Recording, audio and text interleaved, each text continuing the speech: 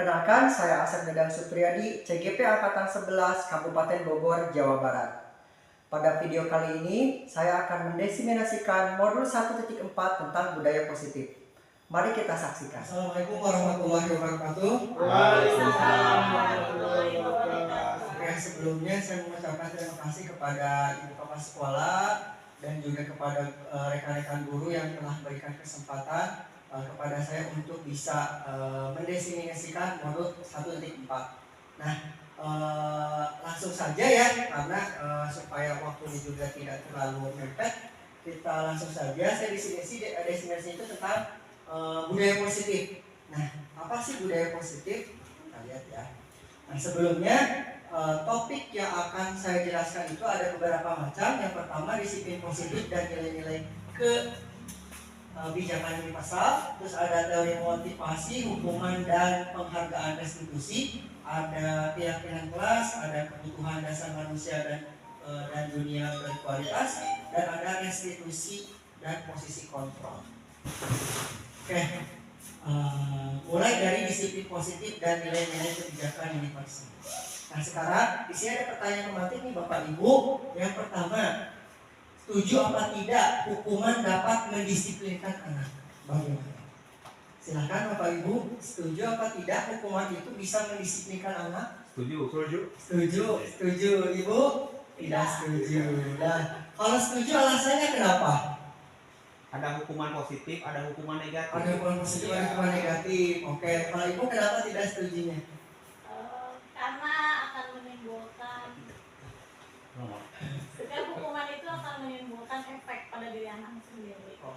Karena bukan efek intinya. Oke, nanti kita lihat ya. Selanjutnya, pemberian hukuman dengan hal positif seperti membaca atau membersihkan halaman sekolah dapat meningkatkan disiplin anak. Contohnya, ayo kamu udah terlambat, silakan baca satu buku. Atau tapi positif gitu kan, membaca buku itu silakan bersihkan halaman karena telat, itu positif kan. Nah, apakah betul bisa meningkatkan disiplin anak?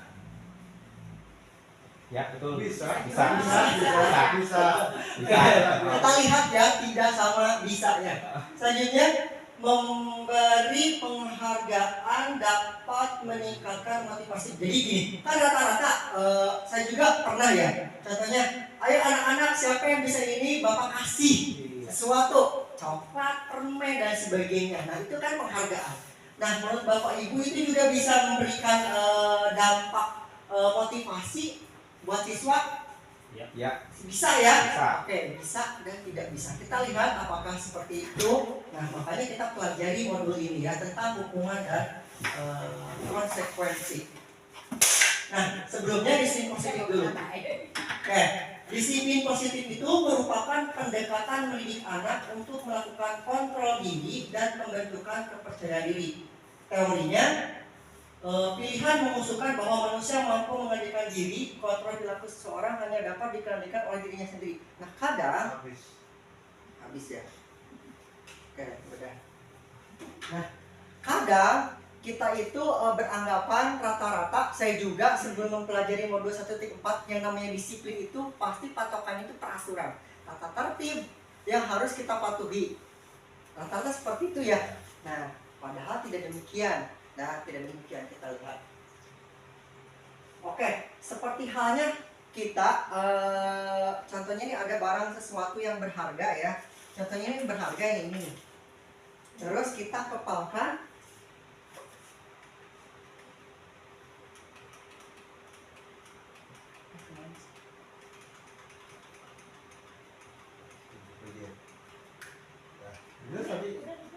Nah, ini barang berharga kita terus kita kepalkan, ya.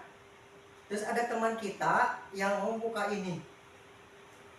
Jadi intinya itu si kepalan yang kita buka ini tergantung kitanya, ya. Tergantung Nah, di sini apa saja agar dapat membuka kepalan tersebut. Jadi bagaimana caranya bisa membuka kepalan ini, baik itu secara nyogok atau dengan kekerasan dan sebagainya. Ya, jadi seperti itu. Jadi tergantung dari kitanya nih, ya. Oke. Nah, stimulus responnya nih. teori kontrol. Jadi yang namanya kontrol itu sebenarnya ada pada diri kita, bukan daripada orang lain. Guru itu beranggapan gini, kita bisa dong mengontrol anak-anak, ya bisa. Ya, itu kenapa anak bisa nurut sama kita, berarti anak itu mengizinkan kita buat mengontrol dia. Sebenarnya dia bisa memberontak. Dia bisa mengikuti gurunya atau dia bisa memberontak. Seperti ada salah satu murid kita yang kelas 5 Pak Sarip, ya kan? Nah, dia itu kan selalu berontak. Nah, itu berarti Tidak mengizinkan. tidak mengizinkan dia, guru itu, untuk mengontrol dirinya.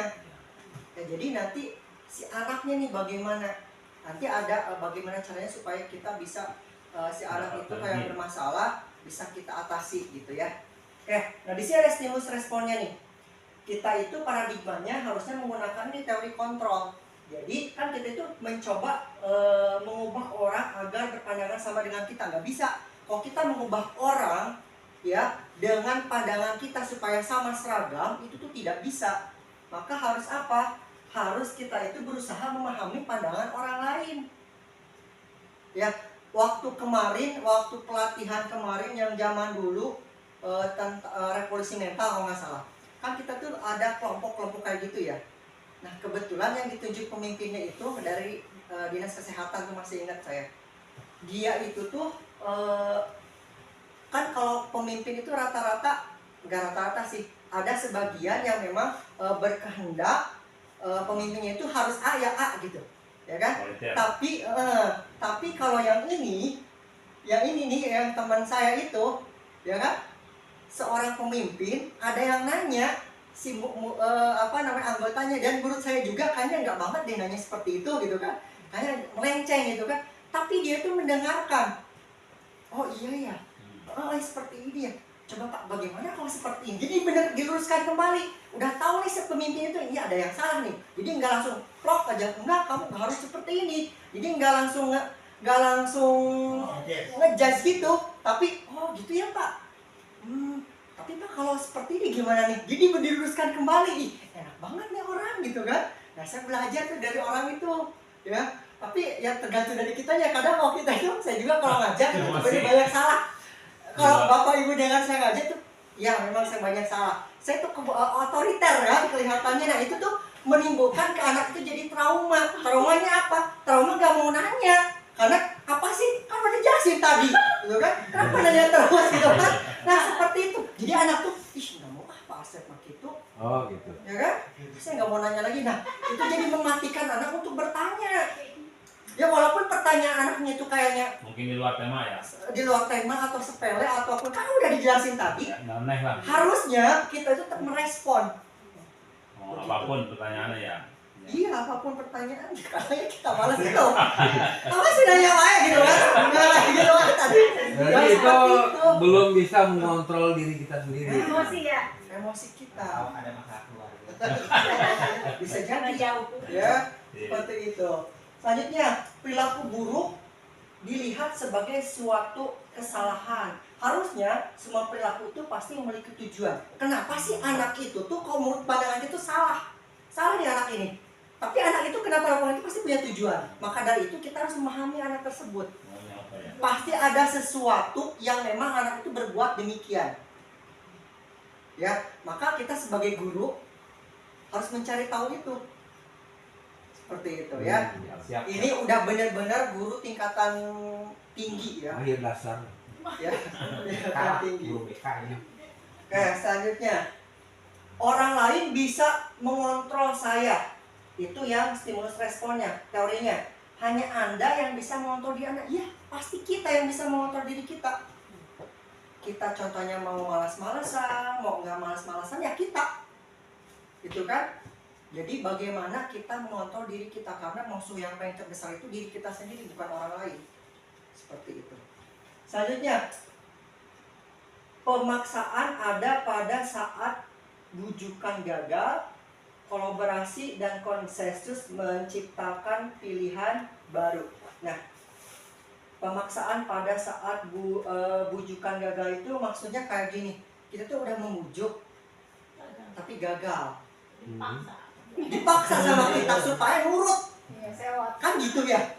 Nah itu kurang bagus. Harusnya kita itu kolaborasi, cari titik temunya, biar nanti kayak misalnya mau pakat lah gitu kan, cari titik temunya supaya kita dapat, orang itu juga dapat, atau murid kita juga dapat, seperti itu. Terakhir, mode berpikir menang atau kalah, terus mode berpikir menang. Nah ini yang perlu diterapkan ya, jadi gak ada menang kalah. Oke, selanjutnya, nah ini adalah ilusi kontrol yang sudah saya jelaskan tadi. Ilusi guru mengontrol murid sebenarnya itu tergantung dari muridnya, betul. Jadi tergantung dari muridnya. Terkadang kita bisa mengontrol, kita bisa sebenarnya kita tuh nggak bisa mengontrol, tapi anak itu atau bukan anak, kita sebagai manusia itu ada yang namanya kita bisa mengontrol diri sendiri, ada yang memang kita butuh bantuan orang lain, seperti itu. Selanjutnya, ilusi bahwa kritik dan membuat orang merasa bersalah dapat menguatkan karakter. Nah ini nanti ada di slide selanjutnya ya. Ilusi bahwa semua pengetahuan positif, efektif, dan bermanfaat, sama ilusi bahwa orang dewasa memiliki hak untuk memaksa yang tadi. Memiliki hak untuk memaksa, tapi tidak seperti itu. Nah ini nilai-nilai kebijakan universal. Maksudnya apa sih? Universal itu kan umum. Nah ini tergantung dari instansi-instansi atau tergantung dari kultur masyarakat. Ini pasti beda-beda dari kebijakan universalnya. Kalau kita sebagai guru, sebagai pendidik, nilai-nilai universalnya itu adalah P5, profil pelajar Pancasila, yaitu 1, beriman dan bertakwa. Nggak ada di sini. Beriman dan bertakwa kepada Tuhan Yang Maha Esa dan berakhlak mulia. Yang kedua, bernaral kritis. Ya, yang ketiga mandiri, keempat bergotong royong, kelima kreatif. Nah ini Bapak Ibu harus hafal ya, karena yang profil pelajar Pancasila itu harus kita terapkan dalam diri setiap anak. Karena tujuan dari pendidikan nasional itu tujuannya tadi menerapkan profil pelajar Pancasila. Nah ini beda-beda, bisa aja di perusahaan ini kayak gini, gitu kan? Bisa aja contohnya di kesehatan mah beda lagi. Nah biasanya kalau nilai-nilai kebijakan universal itu adalah kebijakan yang memang nilainya itu positif, tidak ada yang negatif. Nah ini salah satu contohnya. Kalau kita P5 ya. Oke, selanjutnya.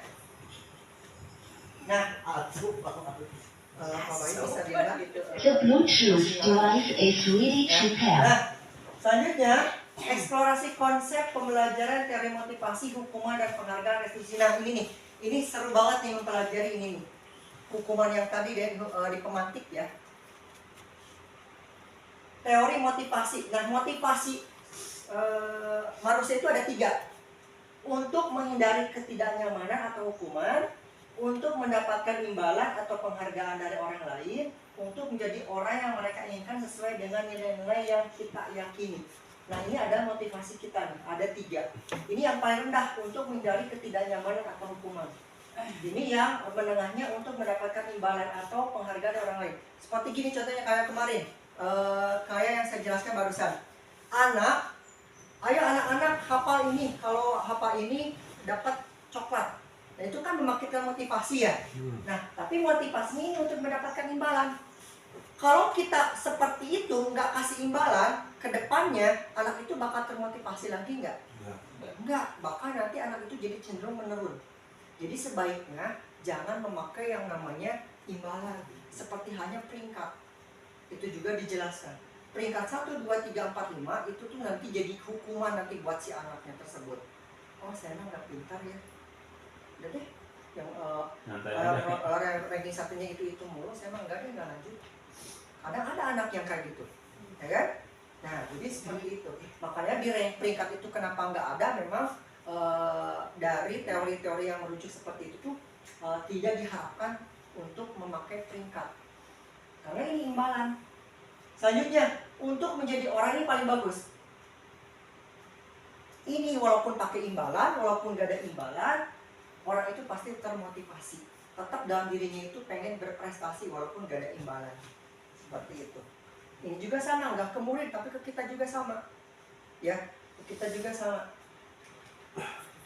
Nah, ada hukuman dan penghargaan. Tadi ya. Penghargaan maupun hukuman adalah cara-cara mengontrol perilaku seseorang yang menghancurkan potensi untuk pembelajaran yang sesungguhnya. Menurut Kohn, secara ideal, tindakan belajar itu sendiri adalah penghargaan sesungguhnya. Seperti contohnya anak kelas 1. Anak kelas 1 belajar membaca dan itu berhasil. Anak itu pasti senang, itu penghargaan dari dirinya sendiri, tanpa harus kita kasih. Ya, seperti itu. Nah, selanjutnya, pengaruh jangka pendek dan jangka panjang ini dihukum oleh penghargaan. Pertama, pengaruhnya itu jangka pendek dan jangka panjang. Biasanya, kalau yang namanya pakai penghargaan itu, jangkanya itu jangka pendek. Ya, tidak menjadi jangka panjang. Penghargaan menghukum, selanjutnya ada penghargaan mengurangi ketepatan, penghargaan tidak efektif, sama penghargaan merusak hubungan. Apa maksudnya penghargaan bisa merusak hubungan? Dari contohnya saya kasih penghargaan kepada satu siswa, tapi itu bisa merusak hubungan. Pasti bisa. Bisa dilihat dari kelas 4 yang kemarin. Saya sebut saja namanya kalian di lingkup guru. Si Indah sama Sipa. Sipa itu kebetulan prestasi terus. Dan si Indah karena memang dia itu ngerasa tersaingi, akhirnya jadi musuhan. Kelihatan banget. Ya. Nah, itu bisa merusak hubungan. Gitu. Karena saya selaku guru kayaknya lebih ke Sipa, karena Sipa lebih unggul. Anak Inta lihatnya kok Sipa mulu, nah itu kesalahan saya berarti, ya, karena nggak ngerangkul semuanya. Hah? Betul, ya itu dari hasil gurunya. Karena apa? Karena cenderung lebih bukan pilih kasih ya, karena memang kelihatan pintar gitu kan, akhirnya terus si guru karena gitu ya kalau guru. Ya kan? Ke anak yang biasa-biasa seperti itu tuh kita malas kan? Karena memang anak ini dia bisa, ya udah cepat, gitu kan? Tapi ya gitu, ya seperti itu. Yang itu betul, ya. Maka kita harus refleksi diri nih, ya khususnya saya nih, ya khususnya saya dengan sedang mempelajari modul ini. Mudah-mudahan saya nggak teriak-teriak lagi. Selama pembangunan belum beres ya pasti teriak ya, seperti itu ya. Ini sama, mengadamkan kualitas, penghargaan mematikan kreativitas, penghargaan mengurangi. Ini kenapa mematikan kreativitas? Contoh gini, karena si itu aja yang selalu ke depan, karena si itu aja yang selalu dapat imbalan, karena si itu aja yang selalu dapat prestasi, saya mah udah karena dia nggak punya jiwa untuk karena tadi udah bersaing, karena udah tadi mundur duluan, karena tadi si guru tadi itu dia nggak ngerangkul semuanya, akhirnya ya udah deh, apa tuh ada kata-kata apa tuh saya mah cuma titik-titik, apalah saya cuma selembar kertas, dan itu terjadi pada saat waktu saya loka. Ada waktu CGP ngucapin seperti itu, apa saya mah cuma ramukan ranginang, dan itu langsung di itu sama PP-nya gitu kan, langsung diangkat lagi. Tidak boleh seperti itu. Jadi nggak boleh kita itu merasa minder, walaupun memang kemampuan kita seperti ini contohnya ya, kita bisa meningkatkan kreativitas kita. Jadi jangan merendahkan diri sendiri. Kita boleh rendah hati, tapi tidak boleh rendah diri. Dalam agama pun nggak boleh kita merendahkan diri kita ya, seperti itu ya. Apalah, nah kayak gitu kan sepele itu nggak boleh. Apa tuh itu jangan sampai diucapkan, karena itu bisa jadi doa. Ya. Nah ini bentuk program kebijakan apresiasi. Ini ada pengakuan secara khusus, pribadi, murid, bergantian, masukan positif. Kita lanjutin aja. Ini juga perbedaan hukuman. Oh nih, apa sih perbedaan hukuman dan konsekuensi? Kan kita suka dengar konsekuensinya ini, kamu hukumannya ini. Beda apa tidak? Perbedaan, walaupun beda, perbedaannya apa? Kalaupun sama, kenapa? Ayo. Konsekuensi itu apa? Tanggung jawab dan akibat. Tadi yang seperti Pak Asda contohkan, misalkan anak terlambat, tapi dikasih ininya suruh baca buku, itu kan gak nyambung dengan yang dia lakukan. Kesalahan dia kan terlambat, hukumannya, nah itu namanya hukuman. Dari kalau konsekuensi Konsekuensi. Kalau konsekuensi, misalkan dia terlambat 5 menit di kelas, berarti konsekuensinya nanti dia harus tambah belajar 5 menit. Nyambung maksudnya. Betul, seperti itu. Ya. Tepuk tangan untuk kepala kita. Ya, nah jadi kalau hukuman itu, ya bisa kayak gini pengertian. Kalau hukuman itu benar-benar dalam artian otodidak. Jadi tidak ada peraturan sebelumnya atau tidak ada kesepakatan sebelumnya.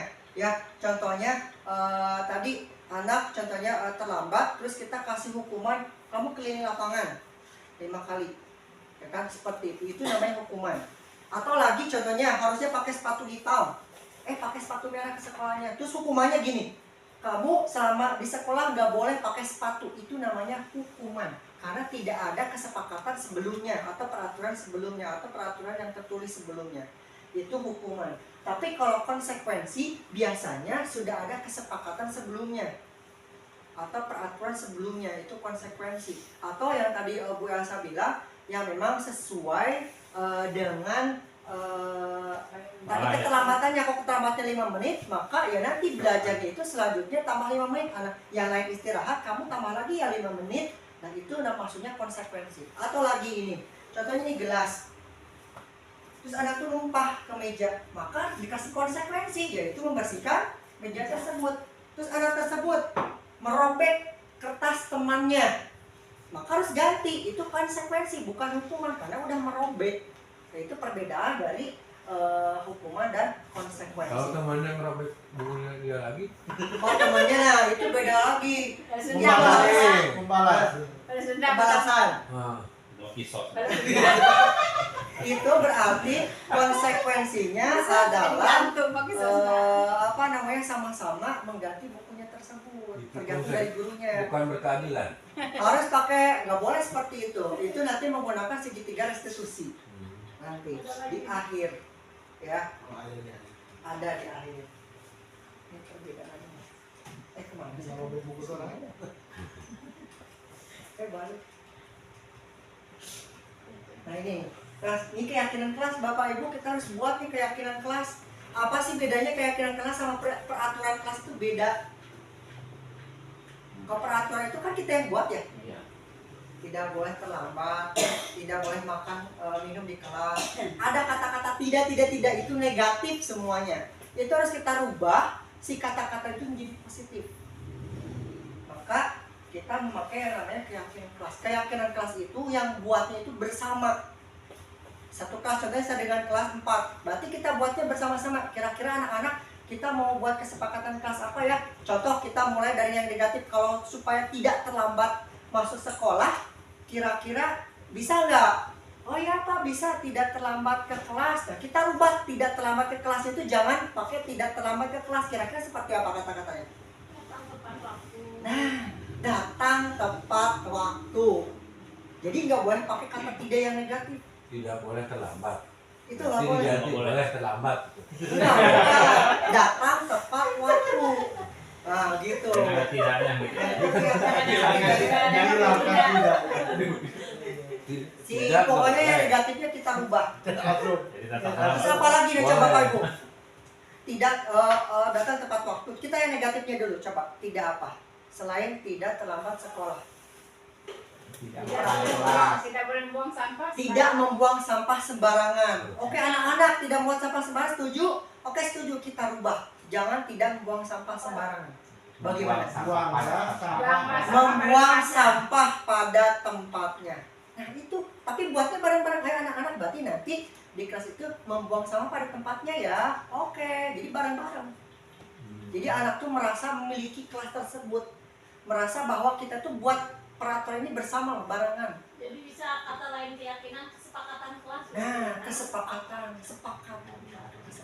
atau keyakinan, kesepakatan bareng-bareng. Jadi bukan peraturan. Kalau peraturan itu biasanya secara satu arah aja. Jadi anak-anak tuh gak diikut sertakan. anak terus. Dan itu rata-rata negatif. Ya. Ya katanya kalau orang dulu kan lebih dulu anak-anaknya daripada gurunya gitu kan kata sekolah ada Betul begitu. sekali. Nah, masih Ada juga yang kata begitu Pak. Nah, jadi seperti itu ya. Jadi hilangkan kata tidaknya yang negatifnya, dan memang buat itu bareng-bareng. Tuh, ya. Oke, ini kebijakan universalnya.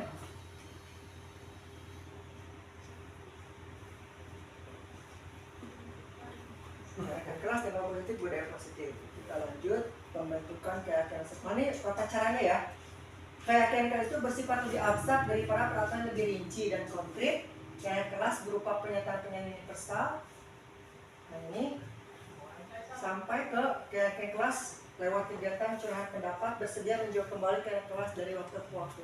Jadi kita tinjau kembali apakah banyak yang terlambat atau banyak buang sampah, kita tinjau kembali. Kita kuatkan kembali, kan ini kita buat bersama. Kenapa kalian lakukan seperti itu lagi? Ya. Nah ini selanjutnya kebutuhan dasar manusia, dan sampai sini Bapak Ibu ada yang menanyakan dulu tidak? Lanjut aja ya. Kebutuhan dasar manusia dan dunia berkualitas. Nah ini kebutuhan manusia itu ada 5 Bapak Ibu. Ya, ada pertama bertahan hidup, kasih sayang dan rasa diterima, kebebasan, kesenangan, penguasaan. Nah ini kalau di modul itu nanti ada contoh-contohnya nih. Coba saya nggak masukin. Bertahan hidup itu maksudnya apa? Maksudnya itu adalah anak tuh dikasih makan nggak? Anak itu punya rumah nggak? Jadi lebih ke apa namanya, ke kebutuhan pokok banget gitu. Anak itu kalau memang di rumahnya udah nggak makan, pasti di sekolah juga nggak bener, nggak akan fokus. Ya, maka kita harus cari tahu nih yang kebutuhan dasar anak itu, kebutuhan dasar manusia itu. Selanjutnya kasih sayang dan rasa diterima. Kita juga lihat dulu anak di rumahnya dapat kasih sayang apa tidak. Ya. Kalau memang di sini tuh banyak anak itu banyak bertingkah, jangan-jangan di rumahnya itu, jangan-jangan di sekolah tuh butuh perhatian. Karena di rumahnya nggak kasih perhatian, supaya dia dapat perhatian dari orang lain, maka dia melakukan sesuatu yang apa namanya, bisa membuat ulah. Bisa aja kita butuh, dia itu butuh rangkulan dari kita. Ya walaupun memang kita harus kolaborasi lagi dengan orang tua. Kita sudah mendidik anak di sini seperti ini, tapi di rumah seperti ini bakal balik lagi. Ya. Selanjutnya ada kebebasan atau freedom. Selanjutnya ada kesenangan. Nah kita lihat lagi nih, anak juga contohnya lempar-lempar kertas di kelas. Itu kesenangan sebenarnya. Kesenangan. Ya kan? Anak ini nyimpan spidol di meja, terus kita keluar, terus anak itu coret-coret, itu kesenangan. Dan freedom. Ya. Freedom, Pak. Jangan kenapa nggak boleh. Itu tuh kesenangan itu. Freedom juga. Saja ada penguasaan juga. Nah ini adalah 5 kebutuhan dasar manusia. Berarti dari kelima dasar itu harus kita cari ke rumahnya. Harus kita mengetahui anak itu kebutuhan dasarnya apa. Ketika masuk ke kelas berarti kita harus apa ya? Kalau anak yang sesuatu yang aneh, ke anak tersebut untuk menggali nah ke diri pribadinya. Bagusnya seperti itu Pak. Kalau kita alhamdulillah bisa, karena siswa yang sedikit. Kalau siswanya itu yang 40, 50, ya itu malahan. Nah, lanjutnya 5 posisi kontrol. Nah, sekarang saya mau nanya ke Bapak Ibu ada di posisi yang mana nih? 5 posisi seorang guru. Apakah di penghukum, pembuat merasa bersalah, teman, pemantau, atau manajer? Kasih contohnya dulu Pak Asda. Satu-satu. Kayak manajer tuh. Ini manajer yang paling bagus. Sudah menerapkan segitiga restitusi. itu. Dan itu udah langsung menyalahkan anak. Jadi kok nanti saya jelasin. Ini penghukum. Bisa saja saya penghukum. Ya. Baik teman. Ya, Nih. contohnya Kalau penghukum ini langsung Bapak Ibu pasti langsung tahu. Pembuat merasa bersalah saya. gara-gara kamu Pak Chandra, ya. gara-gara kamu tuh jadi Nah itu betul. masa bersalah. Betul ya. Ya. Ini gara-gara kamu deh, atau ini gara-gara kamu Bapak jadi gini. Ya kan? Nah itu jadi pembuat kasihan ya Pak Chandra, gara-gara saya sudah pacaran buat pacaran demikian. Itu pembuat rasa bersalah. Oh iya. Oke, kalau penghukum udah jelas ya, berarti kita tuh langsung menjudge, langsung dikasih hukuman. Kamu ke depan. Kamu dari tadi ngobrol terus, ayo beri di depan, angkat kaki, itu langsung menghukum. Coba ditanya satu-satu Pak Asda. Kira-kira merasa yang mana? Merasa Pak Bayu menghukum? Pernah? Pernah. Pak Chandra? Pernah. Iya. Pak Ahmad? Saya 1, 2, 3, 4, 5. Ibu juga dulu pernah? Saya juga pernah ya. Saya mah kayaknya kelima-limanya udah pernah. Nah ini kalau penghukum ini keras tegas. Ya. Kalau pembuat merasa bersalah enggak, dia itu halus lembut tapi nyelekit. Kayak tadi Bu Elsa bilang ya seperti itu ya. Gimana Saya sih belajar kamu? kemarin, Mas Arif yang disuruh ke sana. Tidak boleh. Itu halus. Nah, Mas Arif merasa bersalah. Bu Elsa itu ya. Iya. Dia motivasi.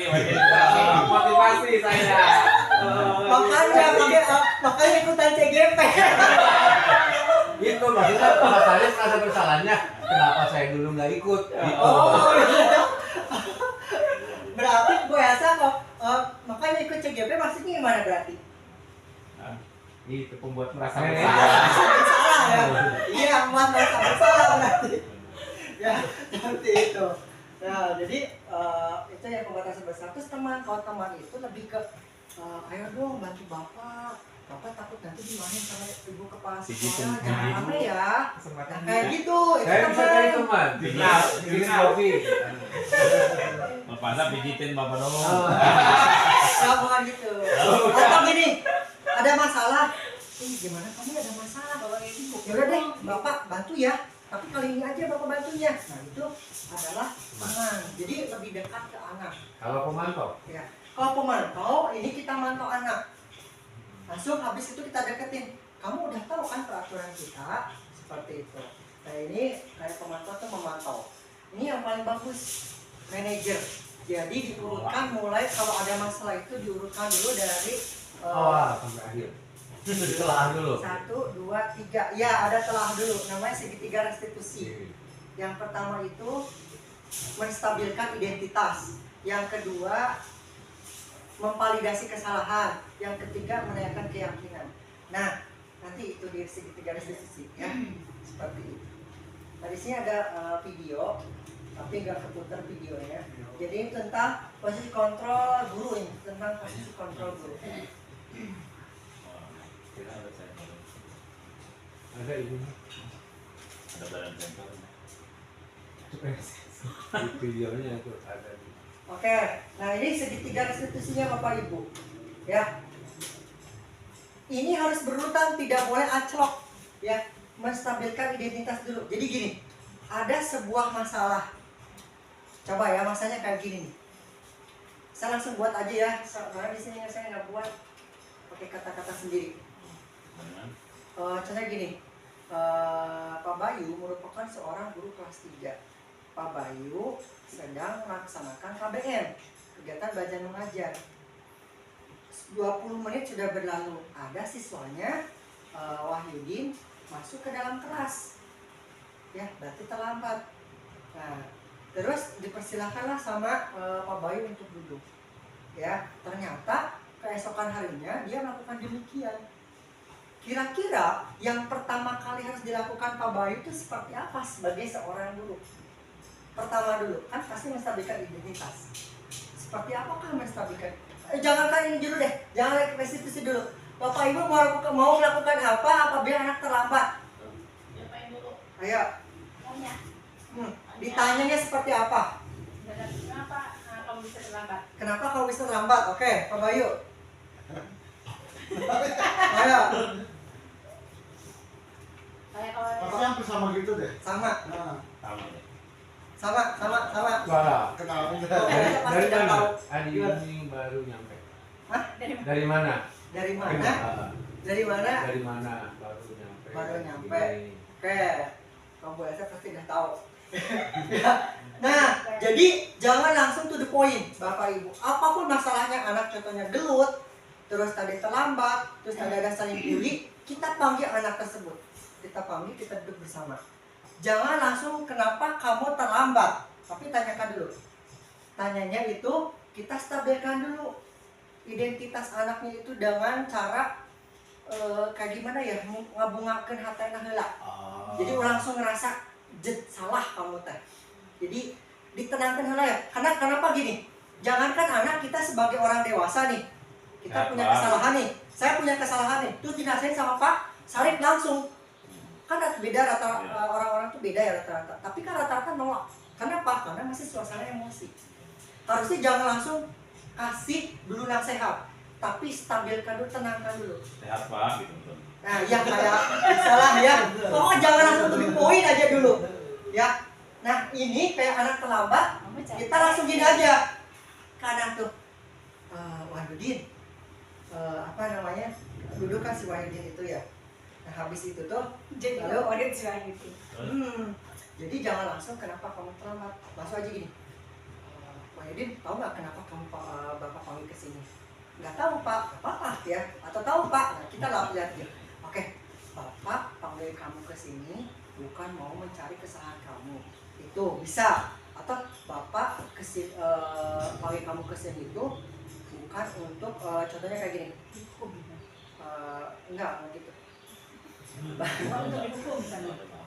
Tidak untuk mencari kesalahan kamu. Oh ya, atau gini. Gak apa-apa Wahyudin, karena kan kita sebagai manusia itu kan pasti punya kesalahan. Bapak juga banyak kok salah, gitu kan? Karena manusia itu tidak ada yang sempurna, ya. Bapak punya salah pasti ada, Pak Chandra juga pasti punya, Ibu Kepala juga pasti punya permasalahan dan sebagainya, kesalahan, gitu kan? Kita tenangkan dulu anak tersebut, ya. Bapak juga pernah kok berbuat salah. Nah, anak tuh udah mulai nih, ya Pak. Nah, kalau sudah seperti itu, anak sudah tenang, ya, baru kita kedua memvalidasi tindakan yang salah tersebut. Jangan menanyakan kenapa kamu terlambat, jangan. Tapi gini dulu, coba Wahyudin, kamu kan tadi datang ke kelasnya itu terlambatnya 10 menit ya. Bapak pengen tahu dong alasannya apa bisa terlambat seperti itu. Kan tanyakan dulu alasannya. Jadi nggak langsung kenapa kamu terlambat, itu beda loh. Kenapa kamu terlambat sama Bapak pengen tahu alasan kamu telat itu kenapa ya. Kan Jadi lebih ke teman. nah ya Dengan bisa pendekatan. ya memvalidasi kesalahan. Kan harus tahu dulu kesalahan si Wahyudin itu seperti apa, kenapa telatnya. Kita cari tahu dengan kata-kata yang tadi, jangan yang negatif ya. Jangan langsung kenapa kamu terlambat. Jangan. Harus dengan penggunaan pendekatan dulu. Nah, habis pendekatan baru kita ke masalahnya apa Untuk ya. menstabilkan emosi dia. Anak tersebut supaya enggak Merasa bersalah. meleduk gitu. Kalau saya nih, ketika anak nih, dia kan terlambat nih. Merasa takut gitu kali ya. Karena terlambat, Assalamualaikum, masuk. Udah, duduk. Jangan kopi. Duduk, enggak. Duduk kan? Ya duduk. Ya udah biarin aja dulu. Bapak, Nah, biarin dulu. Baru anak lagi belajar misalkan nulis, ya samperin. Ya kan, baru ditanya. Udah lupa ya. Nah, Tapi kalau bisa bertanyanya itu jangan di depan anak-anak yang lain. Oh iya. seolah-olah kalau ditanya di depan teman itu sama dengan hukuman. Hukuman. Hukuman. Harga diri. Kalau ada hukuman. Martabak. Ya. Apalagi kalau misalkan gini kita panggil ke kantor misalkan. Nah itu juga. Berarti anak-anak itu udah tahu ya. apa. Jadi dihukum. Udah tahu. Iya. karena dia Pasti terlambat. dihukum. Nah, Gitu kan? oh kalau itu berarti kitanya harus ini pakai sayang menyayangi. Ya sayang sini yuk ikut Bapak dulu bentar. Ada bapak ada Bapak perlu nih. bicara dong. Ya. Gitu kan, nah sebagainya. Pak butuh. Jadi nggak langsung kita manggil Repan panggilnya sih itu dong. Nah nggak gitu. Kita berarti samperin orang tersebut. Bapak minta tolong nih. Gitu. Bisa. Ya. Tapi Pak, mungkin anak-anak sudah tahu karena dia kedatangannya terlambat gitu. Itu tadi kan udah kita. udah berpikiran pasti dihukum, pasti ditanya. Nah makanya kita rubah mindset itu. Awalnya ya. Bapak dulu. Ya. Stabilin dulu. Betul, karena memang kita kan rata-rata langsung gitu ya. Iya. Hukum. Maka orang mau dibeli juga terpatoknya pasti mau dihukum. Kecuali bisa beristirahat, Gitu kan? anak-anak itu udah Nah setelah kita memvalidasi nih contohnya kayak tadi ya. Pasti kamu punya alasan dong kenapa bisa terlambat. Pasti dia ngobrol. Bapak gini contohnya saya itu tidurnya itu malam Pak, jadi kesiangan. Oh kesiangan ya. Bagaimana ya supaya Rahma supaya Wahyudin nggak kesiangan? Ditanya balik. Dua Ya. orang gitu emang. Ditanya balik, jangan gini, Pak terlambat karena bangunnya itu. Oh berarti kamu bangun tidurnya harus ini dong, harus apa namanya? Harus sore. Jangan kita yang jawab. Berarti gini, kita tanyakan lagi. Bagaimana? Coba Kalau begitu, kalau kamu terlambat karena tidur malam, coba kalau menurut Wahyudin supaya tidak terlambat harus seperti apa ya? Kita tanyakan lagi. Oh Pak, jangan tidur malam. Kamu udah dapet jawabannya. Oh iya benar, jangan tidur malam berarti kamu Wahyudin ya, supaya nanti kamu pas masuk ke sekolah tidak kesiangan lagi. Nah jadi gitu. Nah sudah anak tuh menyadari kesalahannya, baru tanyakan keyakinan kelas. Keyakinannya Keyakinan dia bahwa dia tidak akan mengulang itu. Keyakinan sudah kita sepakatin. Contoh kayak gini. Coba Wahyudin, masih ingat gak keyakinan kelas atau kesepakatan kelas yang udah kita buat bersama? Masih ingat gak? Enggak. Coba yang masalah tentang masuk sekolah. Oh iya Pak, masih ingat. Masuk ke kelas itu harus pukul 7.30 atau contoh gitu. Oh iya Pak, masih ingat. Tidak boleh terlambat masuk ke kelas, contohnya kayak gitu ya. Itu contoh. Nah, Katanya tidak boleh. itu anak yang ngobrolnya. Oh, gitu. Ya, anak ngobrolnya. Oh iya benar. Maka intinya ke sekolah itu tepat waktu berarti ya. Kita benerin. Oh iya Pak, tepat waktu. Nah, udah berurutan. Nah, itu adalah yang manajer dengan menerapkan segitiga restitusi. Kalau kita misalnya tanya gini Pak, Iya. kenapa alasannya kamu bisa tidur malam? Kenapa alasannya kamu bisa Tidur tidur malam. malam? Iya. Karena Bisa. dia Bisa contohnya gini. Apa yang nomor TV? Oh, karena tidur malam Pak, gitu kan. Oh, kalau tidur malam, kalau emang Wahyudin Habis ngapain? ngapain ngelakuin apa aja, coba Pak pengen tahu. Oh gini Pak. Kan seperti itu ya, berarti nanti kedepannya harus gimana dong supaya nggak telat. Tanyakan lagi. Oh berarti Pak harus di tektok. Seperti itu. Apa yang tentang orang tua malam tidurnya Ya, jadi tektok. nggak sabar di kelas. Penuh. Nah ini segitiga restitusinya ya. Nah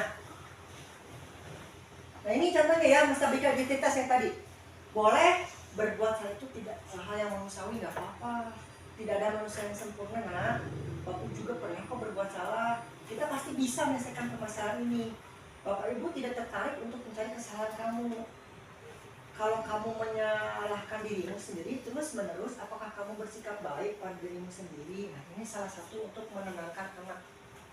Tuh, salah satunya. Nah ini contoh validasi kesalahannya. Kamu bisa saja kan melakukan berbuat yang buruk lagi. Contohnya anak itu tuh tetenggelam, terus kita panggil. Oke, langsung ya. Coba tadi kamu kan laki-laki ya. Kamu bisa aja kan melakukan yang lebih parah lagi dari ini. Kita stabilkan dulu ya. Kamu pasti punya alasan kenapa melakukan tersebut, apa yang penting bagi kamu dan sebagainya. Ini keyakinan tadi ya, apa nilai yang telah kita sepakati bersama. Nilai-nilainya contohnya mandiri, kerja keras, bertanggung jawab, disiplin. Itu nilai-nilai universal. Ini refleksi. Nah ini refleksinya. Hal baru apa yang mengubah paradigma saya yang saya dapatkan Bapak Ibu barusan? Materi yang besar. Nah, Ada yang berubah nggak? coba yang Bapak paradigma pandangannya. Ya, cara pandang kita. cara pandang Pak Ahmad coba. Berarti kalau kita ingin mencari kesalahan atau mencari keterangan dari anak tersebut harus dengan pendekatan yang manusiawi, mulai dari bicara yang lembut dan menstabilkan pandangan terhadap dirinya sendiri bahwa dia itu tidak merasa bersalah. Berarti kalau kita harus ada pendekatan emosional dengan dirinya, Iya. dan guru dengan siswa tersebut. Iya. Iya betul. Ada yang lain? Pandangan Jadi pasarnya. lebih mengetahui alasannya dulu kalau anak melakukan kesalahan. Iya. Bagaimana Jadi dia? jangan langsung. Ya, anak mengantuk di kelas. Ya, kita jangan langsung nyawa itu ya, tapi tanyakan dulu kenapa. Ya, Kamu tidur di luar. kenapa kamu tiduran ya, maksudnya kenapa kamu mengantuk gitu, intinya kayak gitu ya, tanyakan seperti itu. Harus menenangkan si anaknya gitu ya. Tapi ya tenangkan dulu anakmu, bapak nggak apa-apa kok tiduran di kelas, bapak juga contohnya pernah, atau bapak juga saking ngantuknya pernah tidur di kelas gitu kan, coba cerita kenapa sih kamu bisa ngantuk di sekolah gitu kan, oh pak, dan sebagainya ya. Selanjutnya, perasaan apa yang muncul selama mengikuti sesi ini khususnya mengenai makna disiplin dan motivasi intrinsik, motivasi dalam diri. Pak Bayu, bagaimana perasaannya? Perasaannya bagaimana setelah mengenai makna disiplin dan motivasi intrinsik. Disiplin kan tadi itu apa namanya, bukan mindset, itu kan peraturan ya, sebenarnya itu bukan. Jadi lebih ke kitanya, disiplin kita. Gimana perasaannya? Alhamdulillah. Mengantuk. Tenang, berarti ada solusi dan cara untuk kedepannya untuk merubah segala yang apa yang kita sudah lakukan setelahnya. Iya. Dan kita juga bisa mengoreksi dan bisa mengamalkan dari kegiatan sebelumnya. Betul ya, jadi motivasi kan ada intrinsik, ada ekstrinsik. Kalau intrinsik itu dari dalam diri, dan itu memang harus kita sendiri yang bisa mengontrol. Selanjutnya, peran Among seperti apakah yang saya telah lakukan selama mengikuti modul ini? Tugas Pak Andre itu. Saya ini, saya. Tugas Pak Andre itu. Tadinya saya akan menjaga Among yang seperti apakah Menjadi. setelah mengikuti modul ini. Berarti menjadi ya, jadi intinya Yang itu tadi yang 5 tuh, kira-kira menjadi apa nanti ke depannya? Menjadi Among. masih kontrol. Nah, oh yang mana nanti di kelas? Manajer gitu. Manajer yang paling bagus ya. Jadi manajer itu yang paling bagus. Harusnya ada di kelima itu ada di sini semua. Hah? Harusnya ada. Dari kelima itu di sini semua. Kalau misalnya saya yang nomor 1. Hukum. Hukum. Kan ada yang lainnya yang benar itu. Harusnya mah Yang gimana manajer Pak itu. Anda tuh? Dari 5 kontrol itu, apakah dilaksanakan sesuai dengan kondisi, ya kan? Kondisi tertentu, atau memang setiap kondisi kita harus menjadi seorang manajer yang terbaik? Nah, apakah sesuai kondisi? Misalkan kondisinya kerja di penghukum atau jadi penghukum, nah kondisinya kerja di teman atau teman, jadi lihat apa harus setiap kondisi harus Semua. jadi manajer? Harus selalu menjadi manajer. Karena kalau kita sebagai penghukum, kita penghukum aja yang paling ini ya, yang paling menonjol gitu kan, kata-kata penghukum. Itu tuh bisa menimbulkan trauma kepada anak, bisa aja anak tersebut itu nanti jadi dendam ke kita aja yang nggak tahu. Nggak mau naik ke kelas 6 Contohnya misalnya. apa dendamnya kemana di kepesan? Sama. Sebenarnya kalau bukan dendam. Tapi memang kalau kalau kita tidak jadi penghukum ke anak itu juga akan kalau kurang tegas. dianggap kurang tegas dan juga akan gimana ya? Wah, masa juga nggak Nah, itu apa-apa. banyak pertanyaan yang seperti itu. Bangun ngambek gitu. Itulah apa namanya, di elaborasi juga pasti di ibu juga waktu dulu pasti ada pertanyaan seperti itu. Masih kayak gitu. Ada yang memang setuju, Setuju, tidak ada yang memang tidak setuju. Karena kalau menghukum itu memang bisa disiplin, tapi itu jangkanya itu pertama bisa menimbulkan contohnya itu tadi negatifnya. sakit hati.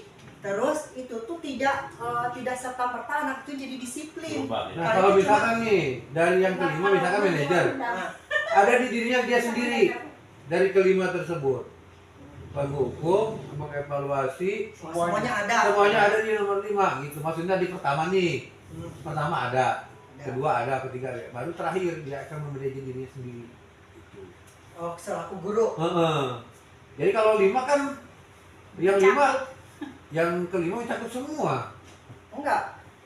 Yang kelima nggak mencakup Cuma semua. 3. Yang terbaik aja. Kelima itu yang manajer itu yang menggunakan institusi. 3. Berarti yang manajer itu mencari permasalahan dulu, mengevaluasi diri anak tersebut. Semua. Stabil. Kan tidak. ya yang manajer itu mencakup semua dari yang Kelima. itu. Bukan 3 Enggak. aja. Di manajer itu nggak menghukum. Manajer nggak menghukum, dia nggak Membuat jerak anak. membuat anak merasa bersalah, tidak. Manajer itu cuma 3 ya tadi ya. segitiga restitusi. Restitusi. Iya. Ya menggunakan segitiga restitusi gitu. Jadi enggak ada yang namanya penghukum Pak. Jadi kalau sebagai kita sebagai guru harus memakai manajerial. Kesel Pak. Nah itu ya. Jadi Lilahnya Hilang gitu. Kalau mau ngajar Mak, mungkin kalau anaknya jawabnya enak. Bagian gue. Kalau diem, ya. Nah, jadi gini Pak, tadi ya contohnya seperti saya contohnya ya. Anak tuh nanya, terus saya tuh karena memang saking udah dijelasin tadi di awal ya, maka si anak tersebut tuh gak mau nanya lagi. Nah itu kita tuh udah mematikan kreativitas anak. Jadi kalau ketakutan duluan, apalagi yang memang guru-guru di kelas bawah itu harus hati-hati ya. Jadi jangan sampai, karena kan kalau kelas bawah mah kan masih ini ya, masih riskan gitu hatinya gitu kan. Ini kamu udah tadi Bapak dijelasin, kamu nanya lagi sih gitu kan? Atau Pak dicatat Pak, kan kayak gitu ya? Iya. Pasti lagi nulis. Tulis Pak ya. dicatat Pak, kan secara logika bisa. Kasih tau gini, Pak dicatat Pak, dipelong. Polin. kayak gitu. Belum tentu kita nulis itu buat anak itu nulis. Belum Nah tentu. itu, Iya ya kan, betul, iya, begitu. betul, belum tentu kita nulis itu anak itu tulis kan. Nah berarti kalau ada yang nanya, Pak itu ditulis kan, kita harus jawab baik-baik. Oh iya betul ditulis. Nah harus seperti itu. Harusnya. Kenapa Pak harus seperti itu? Iya. Kesannya di blog. Iya, gitu kan. Berarti saya selaku guru harus nulis. Karena udah beranggapan bahwa saya nulis di depan ini tuh Harus menulis anak tersebut. menulis. Begitu. Intinya, jadi kalau misalkan sekarang sadar kita ada di posisi 5 kontrol yang mana, nah untuk kedepannya mudah-mudahan bisa mencapai ke yang Manajer. gitu. Ini mah bertahap, gak bisa langsung. Iya. Coba deh, kalau ada anak lagi bertengkar, kita coba pakai yang segitiga ini. Jadi jangan langsung itu, Ambil, langsung panggil gitu kan. Terus Panik lah gurunya juga. Panik. Apa? Itu. di sini itu apalagi Wahyudinya. sekeras apapun ribut pasti akan berhenti. Ayo bawa golok pen ya. Golok pen ya. Tapi pernah tadi misalkan malah Kita bilang anak jauh, saya itu yang main berontak. Nah, Tipe opik, budak gua aja gitu kan. Kita dulu tuh orang nonton ya, ini kan dia gitu. Nah, Masa terbaik. Dari preman. iya. mereka adalah kita ke ujung turun ya paman. Ya kalau saya seperti itu. Ayo, sok sekali lanjutkan Bapak nonton. Anak diam. Diam nggak? Diam nggak anak? Diem. Bener diem sih, ya. Tapi kurang Sementara. tepat. Kita sudah mengajarkan anak untuk kekerasan. Langsung ada yang begini. Disuruh berhenti nggak mau. Disuruh berhenti nggak mau. Disuruh berhenti nggak mau. Saya pernah kan si Bahar sama si Ada. Haris. Haris, oh iya. Bahar sama si Haris. Di lapangan Sama keras. berhenti, lari si Haris ke sini. Hmm. Saya pisahin itu Bahar. Hmm. Mau loncat-loncat aja ke si Haris. Hmm. Ditahan ada Haris. Si Haris udah diem, tapi si Bahar langsung bubar aja. Iya. Berarti kan saya harus menangin siapa? Bahar. Bahar. Hah? Bahar kan ngejar terus. Iya. Nanti Bahar, terutama Bahar kita ajak dulu ke kantor untuk menerapkan segitiga restitusi. Gak mau. Gak mau. Gak mau. Nah, jadi sebenarnya Betul. Bapak Ibu, kalau yang segitiga restitusi ini merupakan salah satu metode. Apakah boleh kita menyelesaikan permasalahan bukan dengan metode restitusi? Jawabannya boleh. Jadi tergantung dari situasi. Nah, saya juga kan kalau ke manajer ya gitu. Intinya kalau Makanya bisa saya- diatasi kayak gitu Pak ya. Tapi dengan tetap tindakan itu dengan hal-hal yang memang jangan sampai jangan sampai membuat anak tersebut. Saya tujuannya akhirnya aja. Aman. Dia tujuannya akhir. Iya. Aman nggak? Mau bener nggak gitu kan? Begitu enggak. Ada evaluasi akhirnya. Nah, Pasti ada. kalau misalkan dia anak nih, ya duit, nggak mau, berarti kan intinya tetap dia itu nggak mau untuk berantem. Tapi digali dulu kendalanya atau permasalahannya ada di mana. Baru diem. Mati. Nah ini kita ngobrol gini nggak apa-apa. Nggak apa-apa. Oh iya, emang kayak ini. Benar kan ini dengan keluargaan. Permasalahan real kan ini itu. Iya. Ini tuh permasalahan. Kita banyak ini sadar kita. Tapi setelah anak dibahas diaduin, nggak mau dia. Nah, berarti kalau seperti itu kan karena kan kalau menggunakan metode restitusi contohnya ya anak tuh nggak mau kan lagi itu emosi tadi. Berarti kita nerapinya nanti setelah anak itu benar-benar ketenangan hatinya udah dingin. Karena kalau masih panas kan kita nggak bisa ambil itu. Atau bisa kemudian harinya Pak, bisa kemudian harinya panggil, coba Pak sini. Kamu tahu Kak, Bapak paling kesini. Nggak tahu Pak, ini yang kemarin itu loh, ya. Coba Bapak, Bapak mau tanya, pasti kamu bisa dong lebih buruk lagi dari yang kemarin. Kamu pasti bisa melakukan hal buruk yang lebih buruk lagi dari yang kemarin. Tapi kan kamu enggak ya kemarin ya, gitu kan? Jadi si anak itu diangkat dulu lah seperti itu. Nah, Bapak manggil kamu ke sini tuh bukan mau mencari kesalahan kamu yang kemarin, bukan. Ya. Manusia itu pasti punya salah. Manusia itu pasti punya emosi. Bapak juga punya kok emosi seperti kamu, gitu Kalau kan. kemarin sih Pak, Bahar itu kan kalau kita biarin pemberian harinya, berarti kan hari itu kita lepasnya anak. Biarin.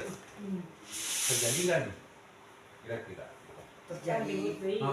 Kalau kita lepas anaknya, nggak kita tanangin atau kita tuntaskan Di hari itu. Heeh.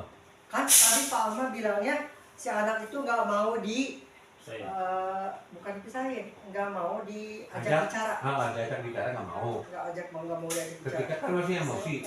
Nah kita kan berarti kita pantau terus berarti. Besok orang di depan saya juga mau dibunuh, Bahar kenapa?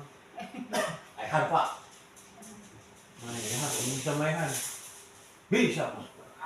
Dia bilang, Oh, udah diam. Haris, kenalan Haris, bermain bola. Terus kenal main bola, kasih gol doang Pak. Terus baru kumaha? Lebih paehan Pak, Pak. Oh, bisa Maehan? Bisa, no benar. Kita bisa Pak. Mulai dingin. Kalau saya bilang, kalau biarin tambah emosi terjadi mungkin ribut lagi. Ya, Gitu. nggak apa-apa, berarti Bapak menggunakan metode yang bukan metode restitusi, berarti menggunakan metode yang lain. Metode saya sendiri. Nah, karena Bapak di sana itu kan nggak langsung menjadi, nggak langsung ini kan. Pak Ahmad tuh cuma nanya gitu, Iya. itu boleh itu, karena nanya itu cuma gitu kan. Oh, nggak masuk manajer ya? Hah? Nggak stabil kan? Bukan, nomor 6. Bukan menstabilkan. Itu karena ini mas cuma salah satu aja Pak. Jadi metode restitusi cuma salah satu metode saja. Jadi tidak selalu harus menggunakan itu. Gitu. Menggunakan metode restitusi. Tergantung situasi dan kondisi dan juga kebutuhan dan kemampuan kita. Ya kalau kemampuan insya Allah bisa ditingkatkan kemampuan. Kalau manajer yang kayaknya untuk yang ringan-ringannya terlambat, yang mengerjakan PR itu kan kita bisa kali kendalanya dari kenapa. Kalau untuk kayaknya keributan itu biarin aja, nggak usah jangan nomor 5 jadi manajer, jangan biarin anak ribut pasti dia diam. Tapi tetap kita tetap pantau. Ya, berarti Pak nomor Ahmad tadi kan 4 pantau ya. nomor 4 Mantap. Tadi Memantau. Pak memantau itu kan, jadi supaya tidak terjadi hal-hal yang tidak Biarkan dulu kita. kan saya pemantau, mantau mah udah biarin aja. Ya tapi kan memantau itu sambil mengawasi. Jadi kalau ada hal yang memang Bahaya kan? tidak diinginkan kan kita bisa langsung bertindak. Oh, saya mah kan memantau aja. Jauh Biarin. Tapi memantau itu ada aslinya. Ada setujuan. Oke, seperti itu Bapak Ibu. Jadi itu udah berapa menit lagi ya? Iya. 5 menit lagi, paling 5 menit lagi. Pas ya.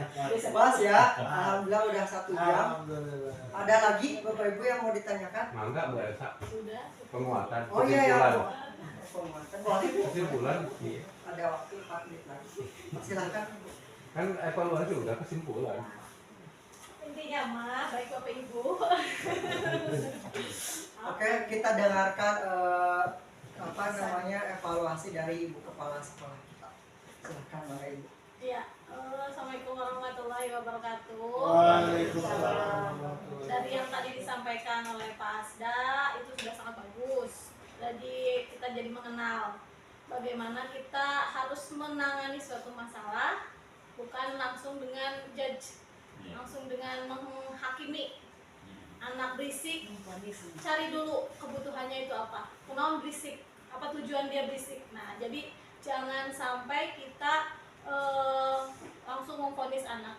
Tadi sudah dijelaskan banyak, salah satunya untuk menyelesaikan masalah-masalah di anak itu kita bisa menjadi kontrol, berbagai macam kontrol ya, dan yang terbaik itu adalah kontrol manajer. Yang harus dihindari itu kontrol nomor 1, yaitu kontrol penghukum. Karena penghukum itu akan meninggalkan bekas. Masih inget nggak waktu SD? Pasti ada kenangan buruk. Betul. Nah, itu Kalau bekas SD itu biasanya ingat. sampai sekarang kita besar, sampai nempel. Dulu saya pernah disentil, bener saya dulu pernah dijewer, gara-gara apa? Saya ngasih tahu teman guru kelas 1 saya dijewer, sampai sekarang saya inget. Nah ini yang maksudnya jangan sampai kita jadi penghukum, karena sampai gede, sampai seumur segini, Menurut saya masih ingat lah. saya juga waktu ke SD gitu. Ingat sampai sekarang, tapi kan itu hanya sebagai mendorong atau motivasi itu aja. Tapi memang berarti ada efeknya, berarti kan penghukum itu, jadi seorang penghukum itu akan ada efeknya buat anak, walaupun mungkin sekarang buat saya mah hanya sebagai kenangan dan jadi motivasi. Iya. Betul, tapi tetap berarti Membekas. ternyata membekas. Nah itu yang harus dihindari. Lukanya yang nggak tahan. Betul. Sebisa mungkin seperti yang tadi, posisi kontrol terbaik itu adalah yang menjadi manajer. Tapi ya, kembali lagi sesuai dengan kondisi dan situasi yang kita hadapi itu. Untuk metode yang dijalankan bisa dengan restitusi ataupun metode lain yang tadi seperti Pak Ahmad. Bagaimana di lapangan itu akan beda dengan yang ada di teori. Nah, itu. Mungkin itu aja dari saya, Pak Asda. Baik, terima kasih Bu atas evaluasinya. Untuk modul 1.4 ini sudah selesai, alhamdulillah. Terima kasih Ibu Kepala Sekolah, terus rekan-rekan guru yang telah memberikan saya kesempatan. Terima kasih atas waktunya. Assalamualaikum warahmatullahi wabarakatuh. Waalaikumsalam.